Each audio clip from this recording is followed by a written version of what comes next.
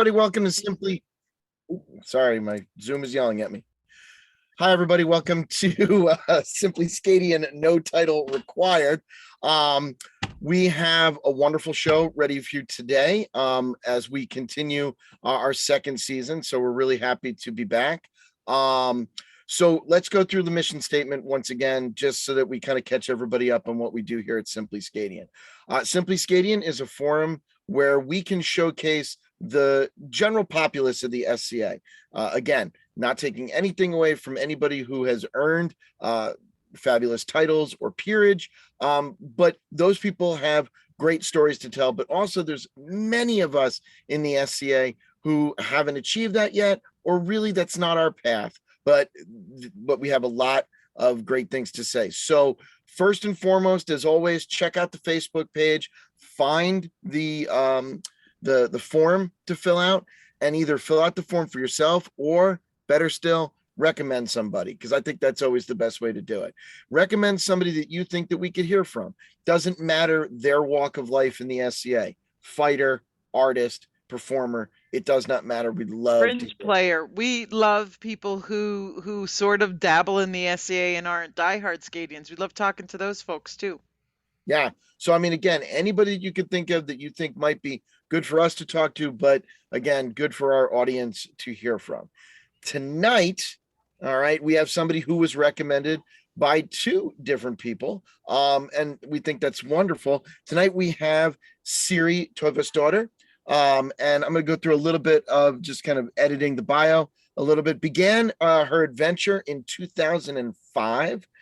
When her daughter started working at the Michigan Renaissance Festival. So I'm with you there. My gateway drug was decided the Renaissance festivals as well, and started working for a vendor who did SCA events, Dragonskin Leatherworks, if anybody knows who they are.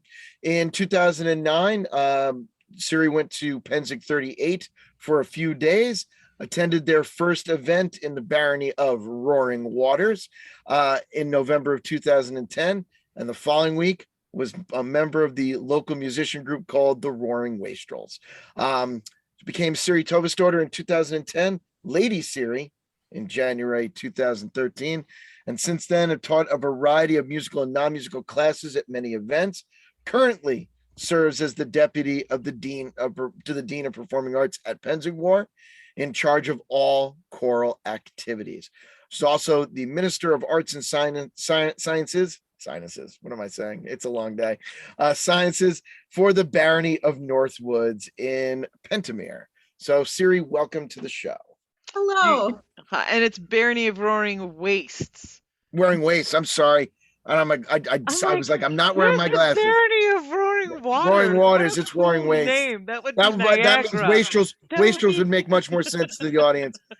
Forgive me. I'm trying to maintain. I teach public speaking during the day, so I'm trying to maintain my eye contact while also reading my copy, and it was not working for me. Go you. It only struck me because any mid-realmer would be like, no, we know. Okay. But we're not picking on you. I'm just correcting. Yeah, I just want to be correct. With love. All right. Siri. Hi. Thank you for coming on the show. I'm so happy to be here. So we sort of know how you found the SCA, but what was it like for you when you first got involved? What drew you to the SCA? Well, I do have a little story about that.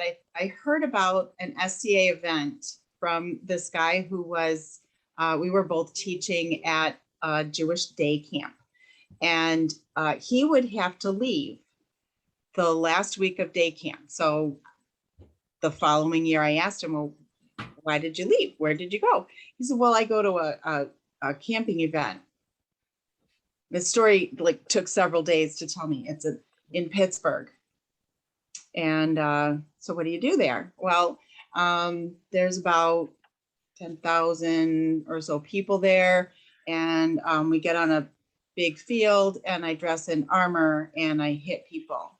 And I thought that was the most ridiculous thing I'd ever heard of. So that was in the 1990s. I had no idea. So back to what I already sent you, the 2005, my daughter started working as a peasant dancer at the Michigan Renaissance Festival. And I had started going to the Ren Fair in 2003. And I had met this guy who taught, his name is Ishin, and not taught, he sold leather belts and all kinds of garb.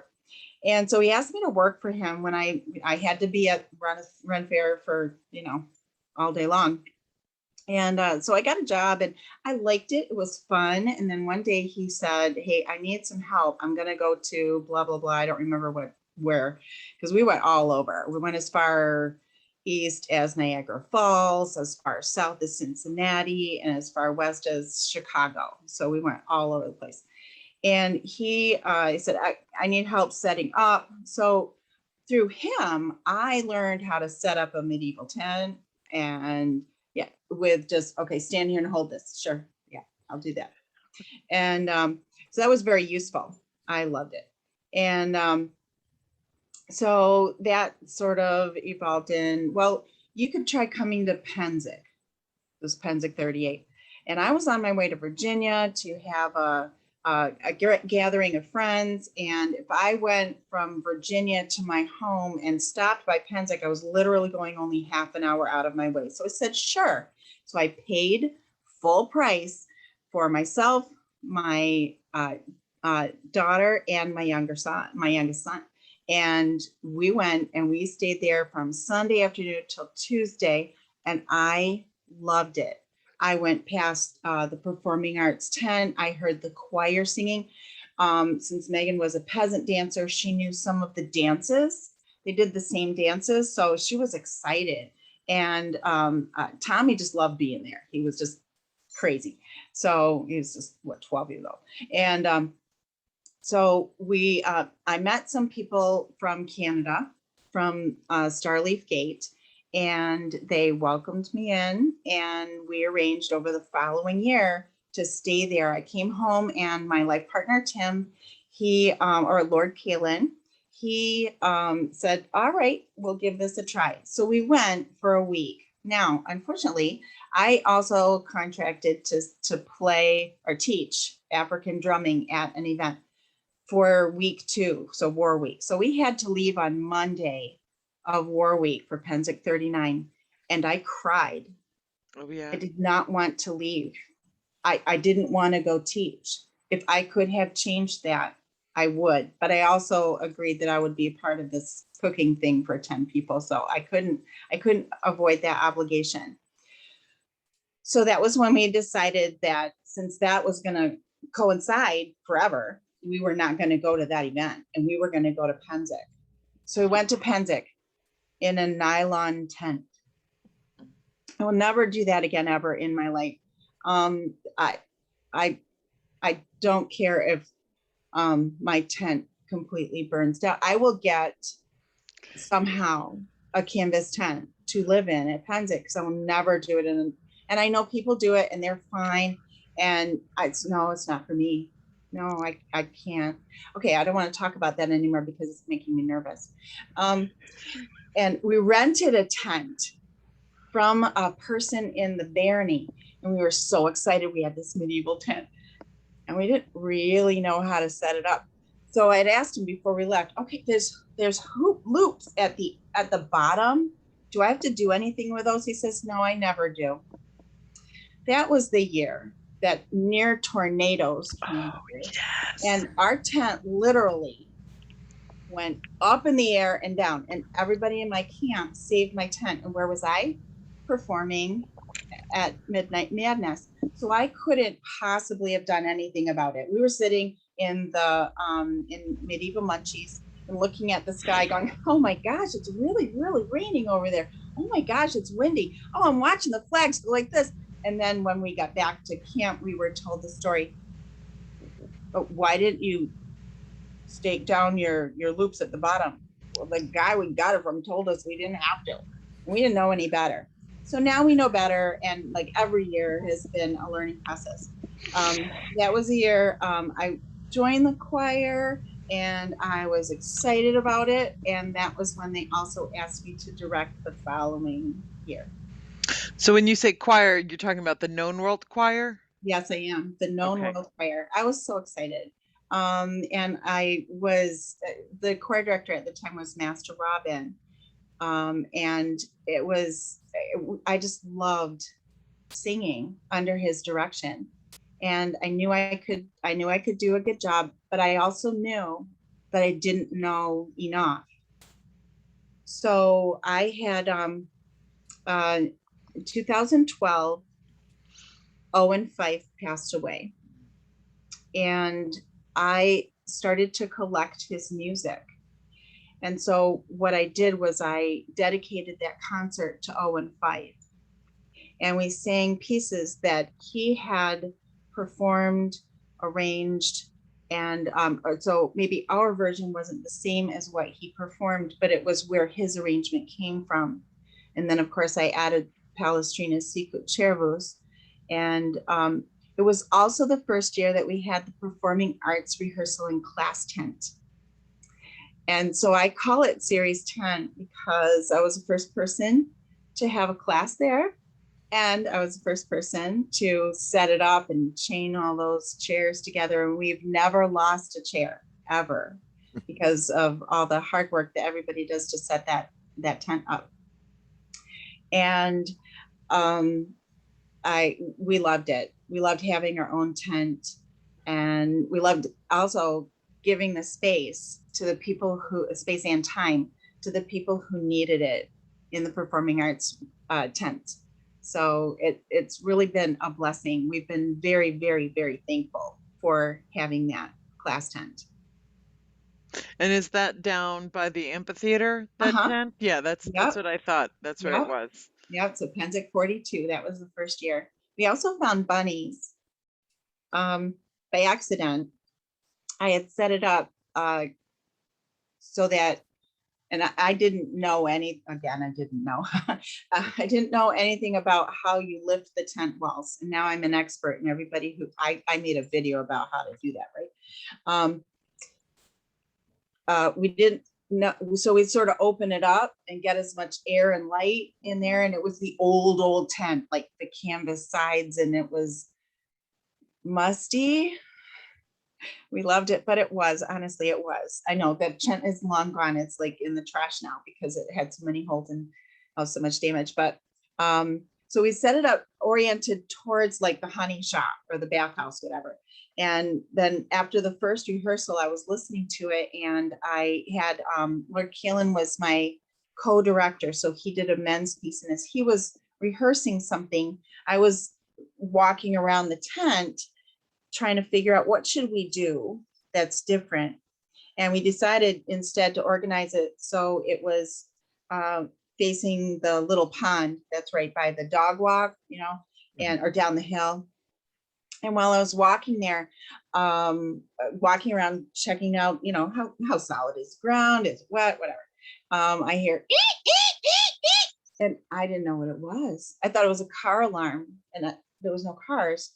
But I had stepped on a bunny's nest by accident. Now, I didn't hurt any of the bunnies, and I know that for a fact because we had a vet who was singing in the choir, and she checked out all the bunnies, and she said they're fine. So we got paint, and we painted "Do not cross," do not all this orange paint all over there, and we arranged everything so no one could possibly step there. Well, a children's choir came, and they loved the bunnies.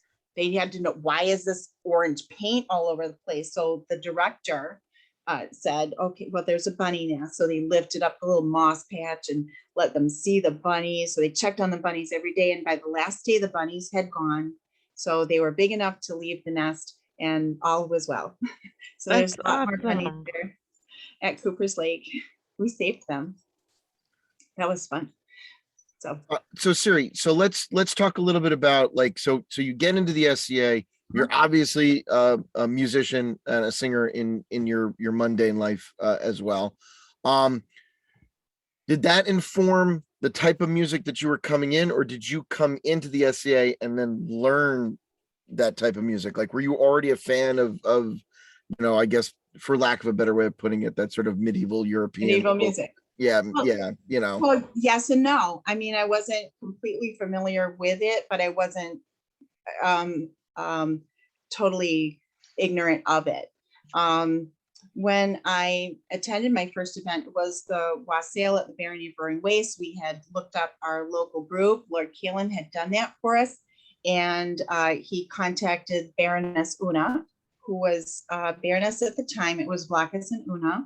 And they personally invited him, and we were so excited. And we actually had like garb that we could wear because we had our friends from Canada dressing us up. And so someone literally ran up to me at this wassail. So their wassail is the Saturday following Thanksgiving, and ran up to me and said, "You're a musician? We have a musical group."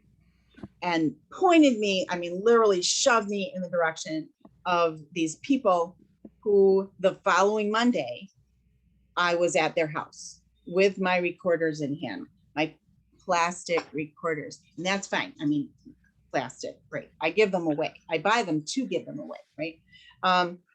So I had my recorders, and I go there, and there is a guitar, a mandolin, a recorder, a soprano recorder, and me.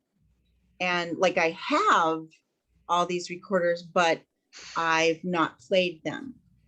And who wants to hear 2 soprano recorders and 2 string instruments? So I figured I better play a different recorder than soprano. And so I brought out my tenor, because that's the easiest to transition to, even though there's a wider finger reach, it uses the same notes. And after a while, honestly, I got tired of doing that. And I taught myself to play the alto. It took me 2 years of playing, and we practiced every Monday night, like every Monday, almost without fail, unless I had a concert or a meeting or something. We practiced almost every single Monday night for 2 years, and I taught myself to play the alto. And so as we're doing this, we're playing sometimes we're playing the music that they had. I was just going to play the music they had. And it was some mandolin transcriptions, some things without a lot of harmony. So I thought, well, I could find some more stuff. And so I did. Now I grew up in the Catholic Church, so medieval music is not like completely foreign. Choral music, of course, having graduated Central Michigan University with a vocal music degree, music education degree, studied primarily vocal. So I gravitate towards choral music. So medieval choral music is something that I just love. Hostler, just give it to me, right? So then I started to grab some 4-part choral arrangements. I did have to figure like ranges.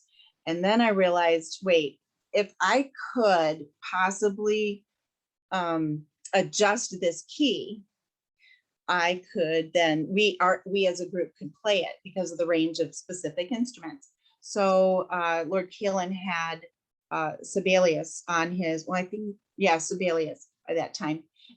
He had started with Finale, but he moved to Sibelius, and he would do some arrangements for us. And then he put Sibelius on my computer, and my eyes were open, and I just started arranging and modifying. But I knew what the rules were. So I don't think anything I've written breaks any good rules. And I started collecting books, like the Norton Anthology, so I could get into even older stuff, even stuff that was monody, just very sparse, okay, for lack of a better word. And I just kept on going, and it sort of evolved. Yeah, so I have the choral background really helped me. I didn't have to change my mindset, because honestly, since I left college, I haven't been much of a like hardcore popular music person. Like, I still listen to the music of the 80s. All right. So I didn't like have to, no one dragged me kicking and screaming into the medieval period as far as music was concerned. It was really a gradual like slope.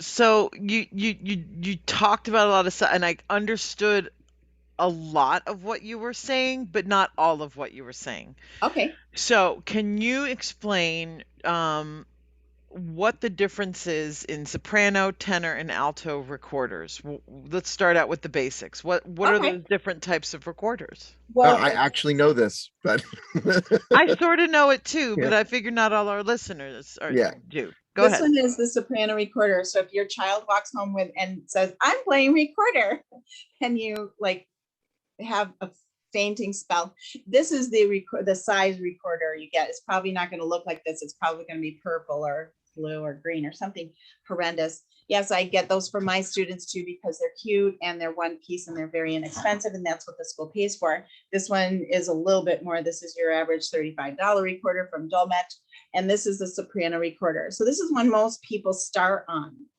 but there are smaller recorders and larger recorders. So I happen to have some right here. It's funny that you asked. This is awesome. It's Sorry, show and tell with Siri. I love I know, this. right? Go ahead. So here's your soprano. Cross buns, right? Now, if I play those same 3 notes on the alto recorder, which is, I don't know if you can see it. I guess I can show it this way. This is a little bit bigger, and this one, size pitch relationship says if it's larger, it's going to be deeper. So there's your alto recorder. The tenor recorder, I don't want that tenor recorder. Let's get that. Yes, I have 2 tenor recorders sitting on the couch. I know, I'm such a geek. Here's the tenor recorder. Okay, tenor recorder in relation to the alto. I don't even think you can see the whole thing. Wow. It's that Yeah. big. There's a bass, but it's way over there. I don't want to get it. I'll just say it's this big. Huge. Okay. Okay, so this one is deeper. The bass is lower, and the sopranino, I don't think I have one on the couch, but I have one over here. Okay, hold on. I'm going to grab it. Come on, come here. There it is. Oh, sit on. Sopranino is smaller than the soprano. I think I just lost my soprano. I'm sitting on it. Here we go. Okay, so sopranino is smaller, and it plays, as you can guess, higher. Okay. Now there's smaller ones, and there's even larger ones than the bass. And I can play all of them.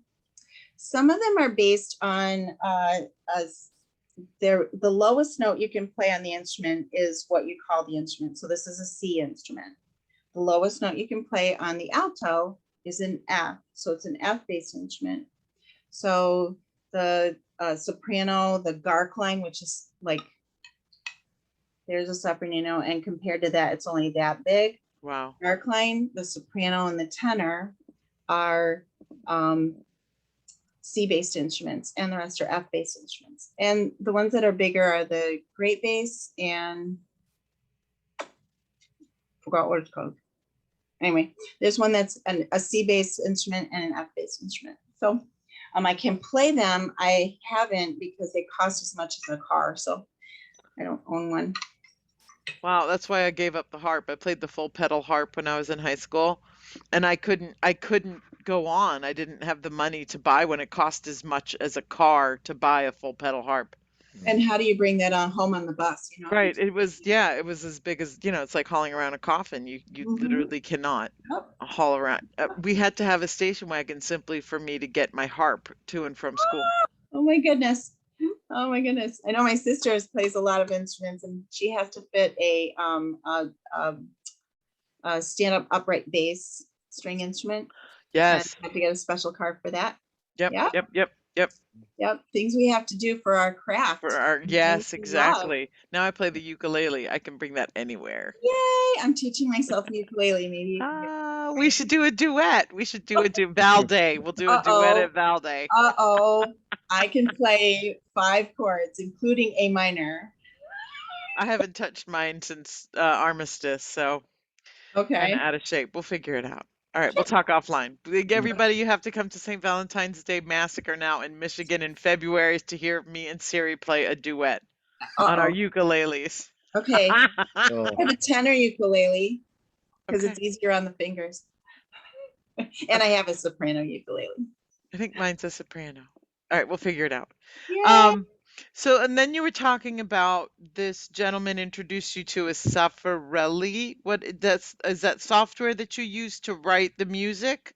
Sibelius. Mhm. Sibelius, I'm sorry, yes. Yep, that's okay. Sibelius. Oh yeah, I can arrange anything. In fact, if I take a PDF and I put it into a software called Photo Score, it sort of gives me what it looks like, and then I have to launch it into Sibelius, and then I can adjust things. And I have to type in all of my words, and that's okay. It makes it easier so I don't have to click note by note by note.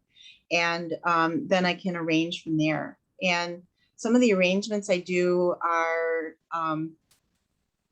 for after I've done a lot of arrangements for the Roaring Wastrels, but I've done a lot of arrangements for the Known World Recorder Ensemble, which is relatively new. I think we've had 5 years. And it's y'all come to Penzic if you want to be in it. We have a Facebook group. I'm going to give you all the music ahead of time, and then we'll play. And we only have 3 rehearsals, and then we have a concert. That's Jalicia, who was a Yes. former guest of Yep. ours She on is. a special co-host with me one time. So yeah, Yep. she's part of that.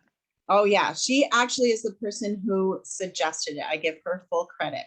Oh, she's awesome. Yep. Yeah. She basically invented it. And I do the arranging and I do some of the directing, but I do make her do some of the directing. So she can, she can do this. I believe in her. I believe in her too. She's awesome. Yeah.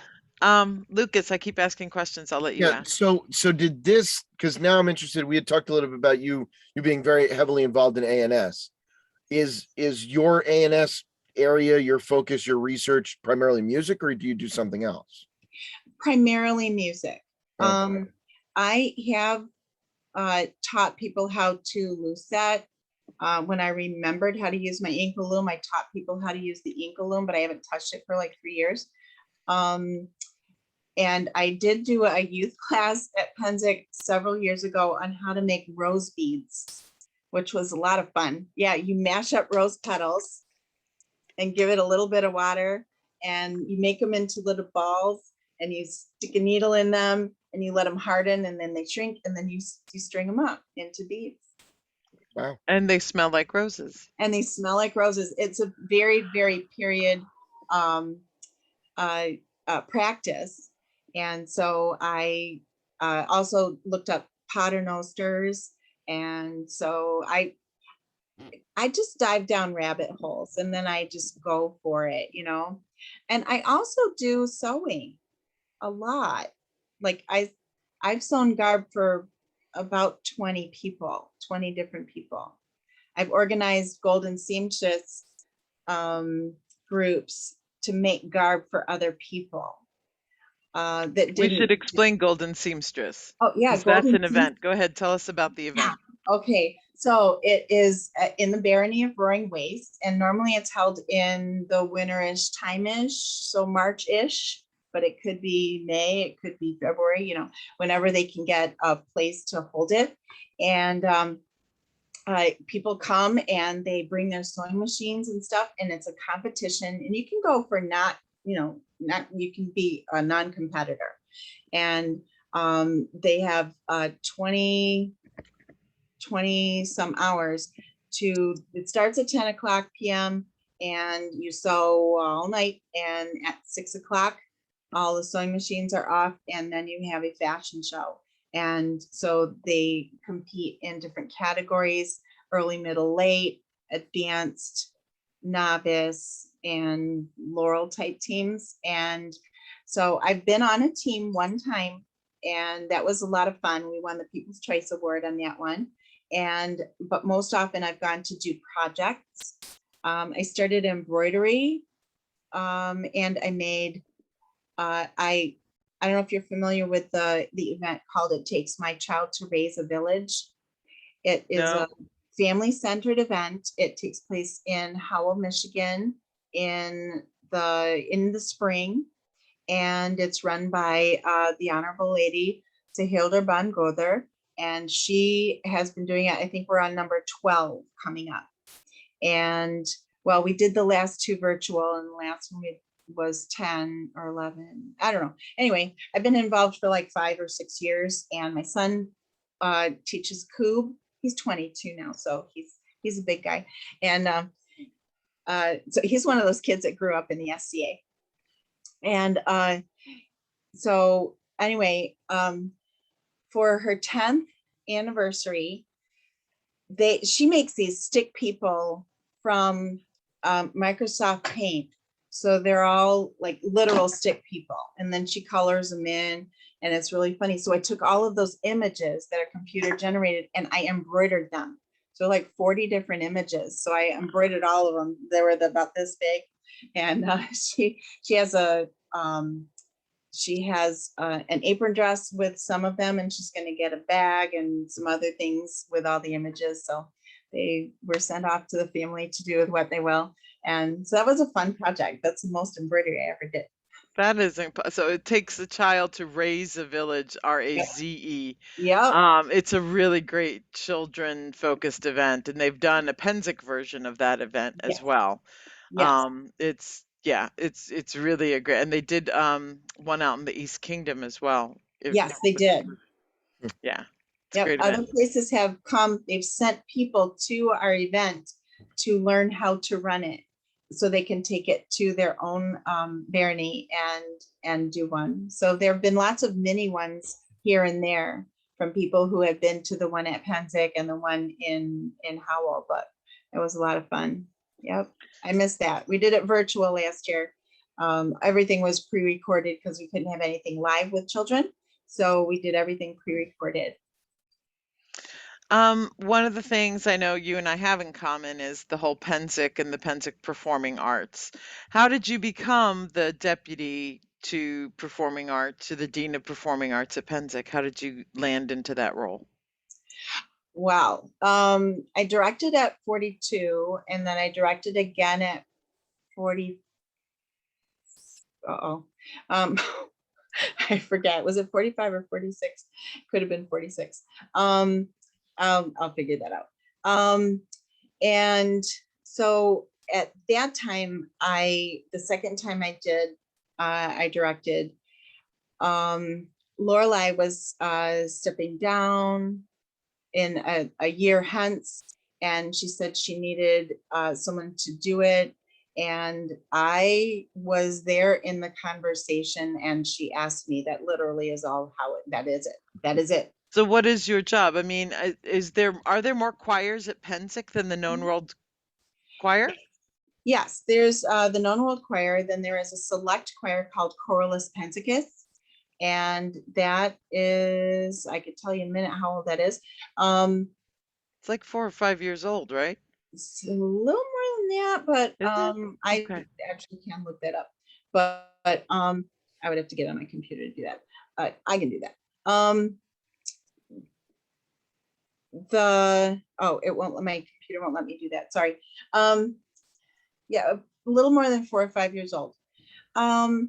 And there's a children's choir. We started off with a children's choir, and it was anybody age 4 to 18. And that was ginormous. And so they decided the following year to divide it into a youth choir and a children's choir. So then we needed an extra director. So all this time we had to increase the number of people who were on our director's board, because at that time there were only 5 of us. So somebody knew somebody, and we collected more individuals. So now we have 14 on our board. And I think that's pretty awesome that we have that many experts to tap into. So we don't have to have the same director each year or the same director every other year, that kind of a thing. Because I know that for a while, the Known World Choir did have just 1 or 2 or 3 people. And in 2010, they made the conscious decision to change that. And so Lord Kaelin and I were the first ones to join the board to make it 5, and then it got bigger and bigger and bigger. So my job as the choral deputy is to make sure that all of those choirs have a director, and that releases are signed by parents for the children and the youth, that music is uploaded to the website so people can get access to it before Penzic if they want to have the music and also the rehearsal tracks. It's preferred that they come with the music printed already, so it's easier for us. We do provide copies, and but anyway, it's just easier on the singer if they have a little bit of advanced knowledge of it. And we talk about advertising, recruiting members, and safety, the issues with any issues we have with the tent. Like currently we have flooding issues, so we have to figure out how to ditch it so we can have the water flow through the tent instead of onto our garb, those kinds of things. Getting the tent set up, so we use chains to chain all the chairs together. That's why we don't lose them. I provide what's called well, I keep my patio chair pillows in it, one of those big boxes. Mhm. So I bring that to Penzic, and that's where we keep things that we need, like music stands. We can put all of our class copies, our handouts in there. We can put extra recorders because I teach recorder jam. I also teach sight reading classes on recorder. And so we have like at any time like 50 recorders in that box. And we have a keyboard. We're shameless. We have to have a keyboard, and that's the reason. One of the things I wanted to talk about was inclusion, and this is one of the reasons why we do this. Our modern singers, the human beings that come to Penzic, many of them, I want to say the majority, they sing in a church choir. And how do they learn their music? Well, they learn their music by listening to those around them, but they also are used to hearing a keyboard. And we found that we've had more success if we have an electronic keyboard. I know it's not period practice, but our singers need it. And so inclusion's my middle name. I want to make it easier for people. I don't want them to struggle, because struggle means they're not coming back to my rehearsal. I want them to come to my rehearsal. I want it to be easy. I want it to be fun. And I want all of this to be accessible. You can't enjoy medieval music if you can't sing it. Right. So that's where I am. And I hold 2 meetings a year. We hold one in January, and we hold one the Friday of Penzic, a live meeting. And yeah, that might be it. It might not. Something might pop into my head. And so, But and what about the other choirs? I know like Debatable Lands has a choir that performs. Do Yeah. you have any part in working with them? no, Mistress Ariana of Winthrop is the director of that. And we're not affiliated, although many members of the Debatable Choir do sing in the Known World Choir and in Chorus Penzicus. So yeah, so there's 4 choirs at Penzic that I'm in, I oversee. I'm not in charge of, I just oversee. I just want to make sure. And we keep a spreadsheet. And if you want to direct a choir, it's literally all you have to do is call shotgun and put your name on the spreadsheet. That's all. Okay. So I'm going to do it again at Penzic 50, but I am inviting any past director to come and direct a piece in a cameo. Wow, that would be so cool. Oh, Yep, they can pick a piece, either one that they had done before when they were directing, or they can pick a different piece. How many pieces does the Known World Choir perform at Somewhere Penzic? around 8. I performed a little more than that, only because I performed like 3 short pieces together. They were like 45-second pieces, 1-minute pieces, so I performed them together. So that was more than 8. And normally we perform in more than one language. And popular languages are Latin, Italian, German, French, and Spanish. So and Catalan.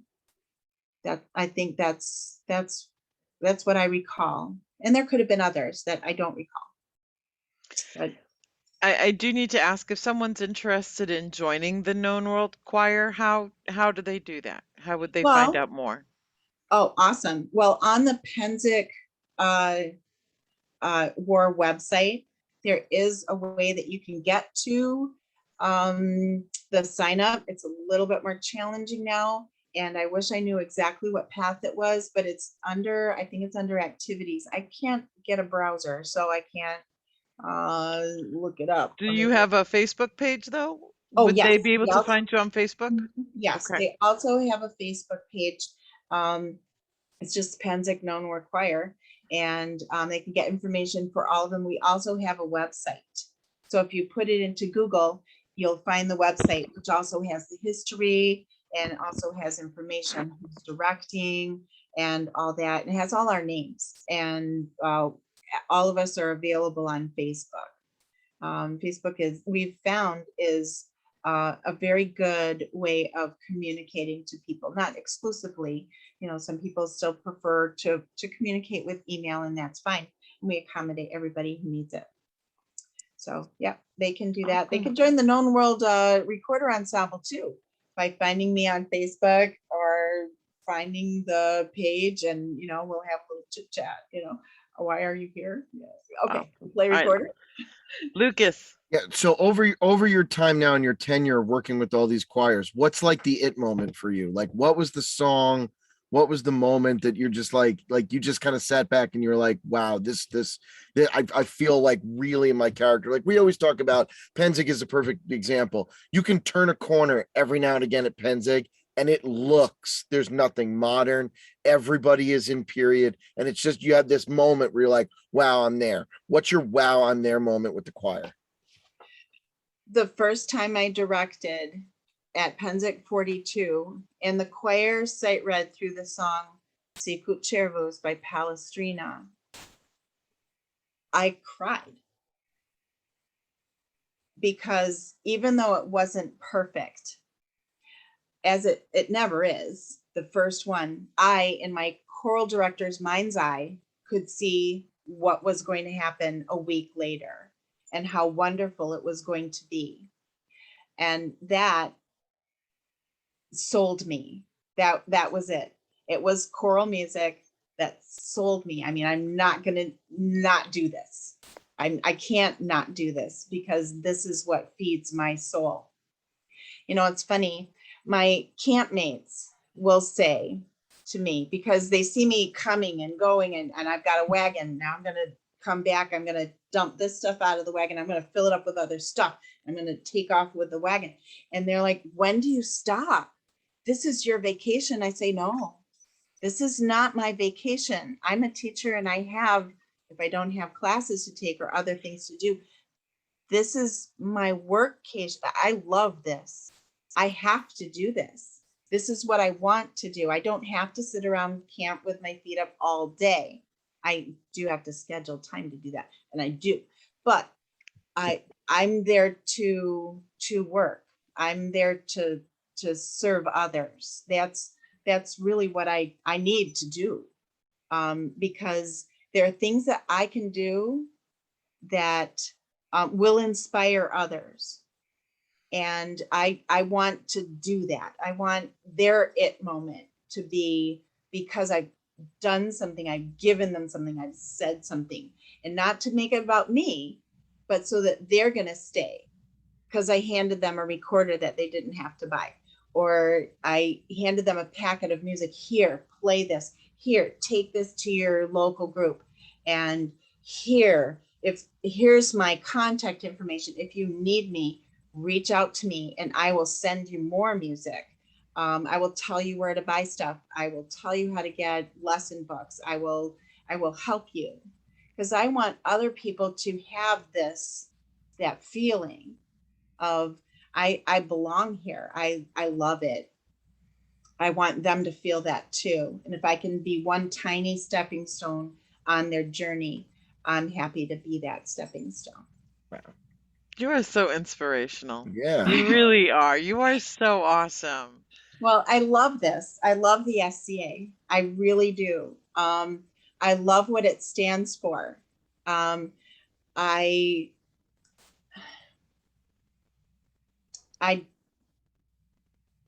my kids love it. Now, my daughter, I have 3 children. One of them has hardly ever heard of the SCA, and she lives in, like, here's Michigan, right? Okay, so I live here-ish, and she lives here-ish. And her son wants to do the SCA, but he's 2 hours away, my oldest grandson. And there's a small group up there, so, you know, maybe they'll hook up, and I'll make him garb, and that's fine. But he's growing boy, and oh my gosh. Anyway, so my middle daughter, she is busy. She drives for Amazon, and she used to work at the Renaissance Festival. They all love the Renaissance Festival. So we all love playing around, wearing costumes, that kind of a thing. And my son was a little boy, really good at archery. Oh goodness. And then he was really good at fighting. He's won archery championships. He's won combat championships, youth combat, youth. It's good for families. I just love this. I know a lot of families who have just gravitated to the SCA because there's so many family things to do. And I don't know. It's not like I would be lost if I'd never heard about the SCA. I might be doing something else. I don't know. I don't play softball anymore because I'm in the SCA. I don't go bowling. I used to be on a league. I'm in the SCA.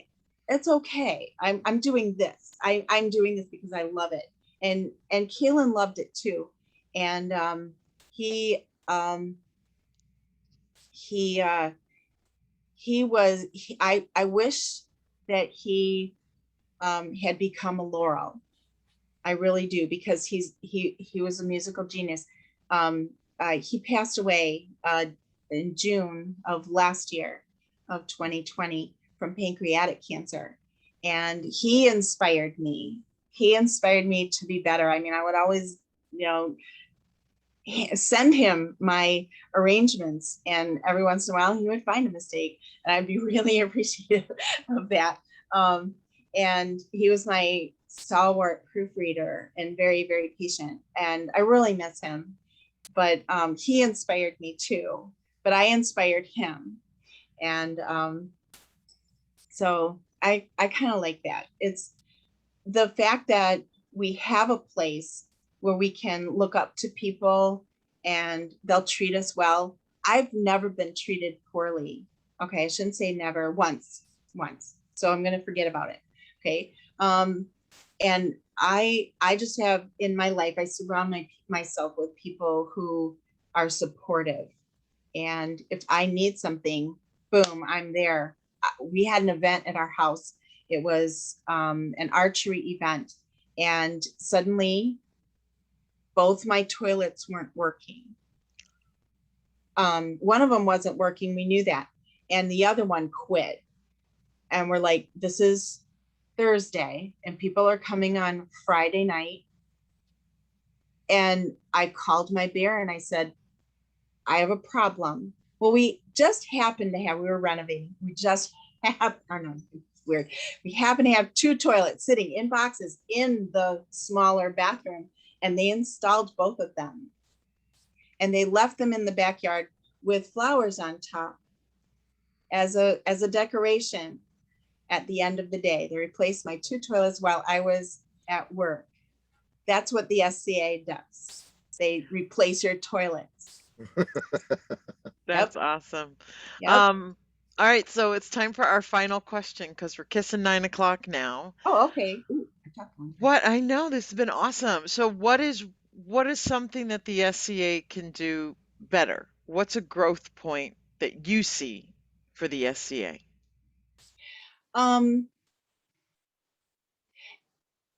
So I thought about this question. I don't have a lot to say about it. I know that we've had a lot of like discussion lately about inclusion, and I hope that people take it and run with it, and being tolerant, being kind, and being helpful, And I think if every person would take that for what it is and not their own version of kind. I mean, what's the version of kind? Doing things to make another person better. Being a true friend. I teach elementary school, elementary music, and I talk to kids about this all the time. And a friend, how friends treat each other, and or they're not my friend. Well, why aren't they your friend? Well, because they don't like such and such. Well, wait a second. They have a right to not like what they don't like. Okay, so maybe we're just not going to talk about it. If you like something that someone else doesn't like, maybe you just shouldn't talk about it. Let's make sure that in our conversations, we're not trying to harm another person. And if, I'm sorry to say this, if what you're saying is a harmful thing, and people will tell you that it's a harmful thing, maybe you shouldn't talk about it. Maybe it should be out of your range of conversation. We should leave that topic behind. And I think our modern politics has no place in the SCA. Our modern politics and discussions about it really don't have a place, honestly, because it causes too many rifts. I can be friendly with a person who supports a different political candidate. We can be friends. You and I can definitely be friends. We just won't talk about politics, okay? Because that's gonna influence how we treat each other, maybe. I don't know. It's probably not gonna influence the way I treat you, but it might influence the way you treat me. I don't know. And I saw that a lot over the last couple of years, and it was sad. It was also happening during a time when we weren't having events, and it caused a lot of people to lose their friends. So I would like to have the people in the SCA have that understanding. Yeah, be nice, be kind, try to be kind, try your best. And if someone says you're not being kind, back off. That's just my 2 cents from the elementary music teacher's perspective. The awesome Siri, person that was wonderful. perspective. Yeah, thank you. All right, Lucas, you want to take us out? Well, why don't you plug the guest? I'll let you plug. Oh, we have an awesome guest lined up for 2 weeks from now. His name is Randall Clark. I ran into him when he saved my bacon, setting up the performing arts tent at the event that shall not be named. Randall is a dancer, and he's just a really great person. He is a service oriented, ANS oriented, awesome fella, and I cannot wait for all of you to meet him in 2 weeks. Over to you, Lucas. All right, everyone. So once again, we want to thank you, Siri, for being such a wonderful guest tonight. Again, hit the Facebook page. I guarantee you know somebody who should be in that rectangle, over whichever way it is for me over there. You know somebody that should be there. We have a longer season this year because we started mid season for us. So we need to fill it with guests. And you know the guests, so bring them on. So on behalf of Zoe, Siri, and myself, Lucas, thank you for watching Simply SCAdian. No title required.